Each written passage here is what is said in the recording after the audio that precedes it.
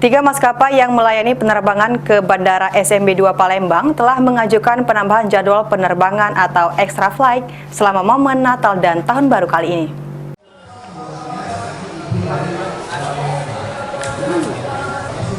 Mengantisipasi adanya lonjakan penumpang pesawat terbang saat momen Natal dan Tahun Baru kali ini, tiga maskapai yang melayani rute penerbangan dari dan menuju ke Bandara SMB 2 telah melakukan penambahan extra flight. Tiga maskapai itu sendiri menurut Eksekutif General Manager Bandara SMB 2 telah melakukan koordinasi.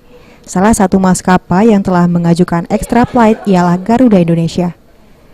Sejauh ini menurut EGM Bandara SMB 2, diperkirakan sejumlah penumpang yang tiba dan berangkat melalui Bandara SMB 2 mencapai 12 hingga 15.000 orang.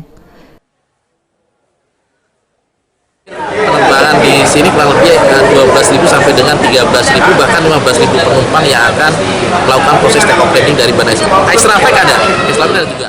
Selama momen Natal dan Tahun Baru ini sendiri, pihak pengelola Bandara SMB 2 telah melakukan segala persiapan, khususnya mengantisipasi keamanan dengan berkoordinasi pihak TNI Angkatan Udara dan Kepolisian. Firman Hidayat, PAL TV.